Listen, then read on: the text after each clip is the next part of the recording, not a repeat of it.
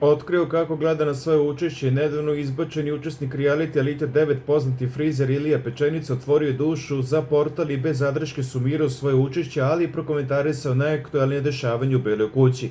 Ilija je na samom početku razgovora otkrio kakve utiske nosi iz Elite 9, šta mu je najteže palo, ali i da li se zbog nečega kaje.